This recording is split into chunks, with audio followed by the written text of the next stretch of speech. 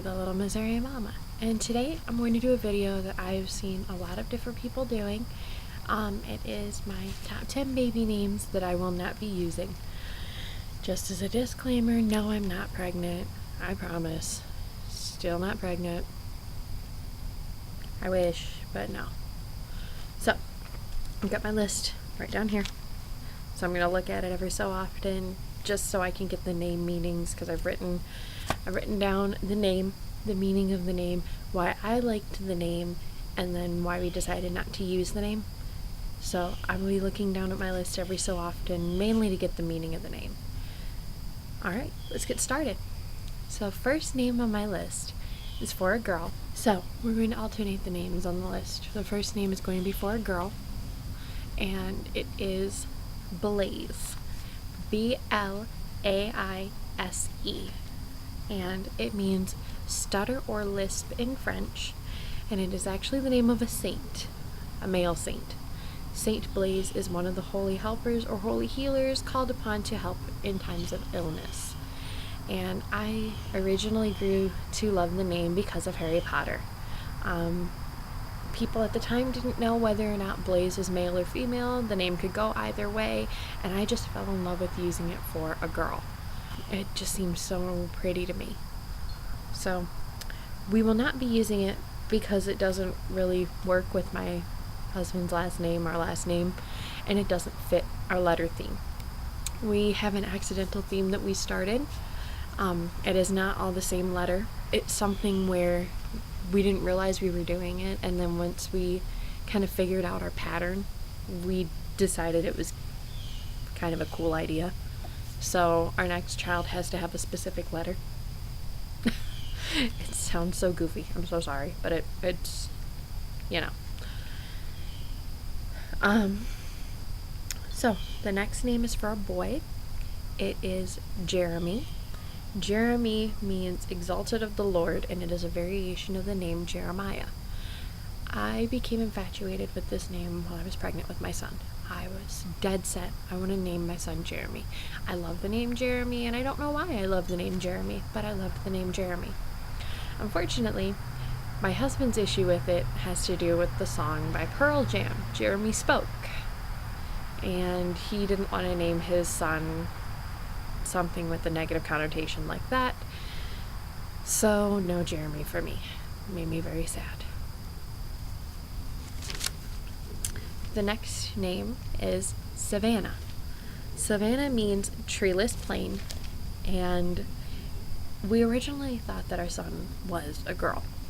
It had to do with his heartbeat, and there were a couple other factors. We ended up being told before we got his anatomy scan that he was most likely a girl. Well, we fell in love with the name Savannah. I love, for some reason, the last syllable Anna with the middle name that we were planning on using. Unfortunately, Kiddo didn't turn out to be a girl, so we couldn't use that name. And now it doesn't fit with our theme. So, number 4, for a boy, Matthew. It means gift from God. And I live in Michigan. I am a huge Red Wings fan. Matthew Schneider. I loved his name the minute that I saw it. I loved the spelling on it. I thought it was cool, but I thought it was common enough we could still call a boy Matt.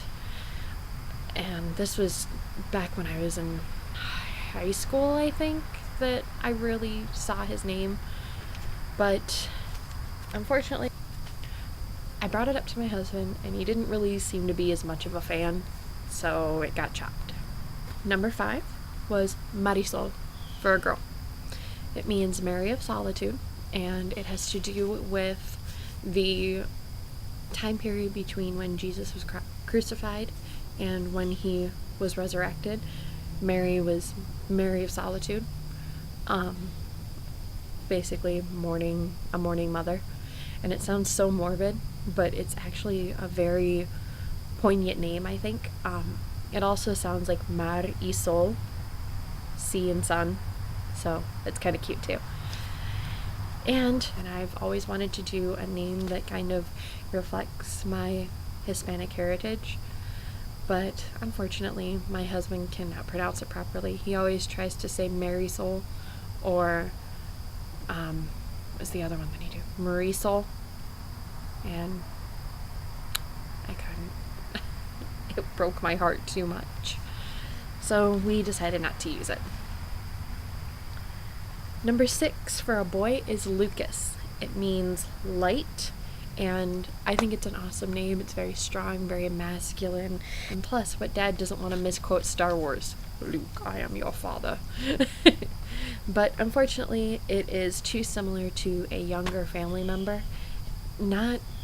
It's one of the generations that's too close to us to where you could really name someone after them without it being kind of weird. Number 7 is Aria. And aria means song or melody. And I used to be a huge theater geek, musical nerd, chorus nerd in high school. And I thought it was a pretty way of giving my child kind of a musical name. But then Game of Thrones. And everyone now is naming their child Arya or Sansa or something like that. And no, I can't do that. Not right now. Number 8 is James. It means Lord may protect. It's a family name, and again, it's a very strong masculine name, at least I think so. But unfortunately, it's also one of my ex-boyfriend's names. Oops. Number 9 is Eleanor for a girl. It means shining light, and I am a huge history dweeb. I love medieval history especially, and Eleanor of Aquitaine. Anyone? So unfortunately we decided not to use it because my husband thought it was too old-fashioned. Breaks my heart.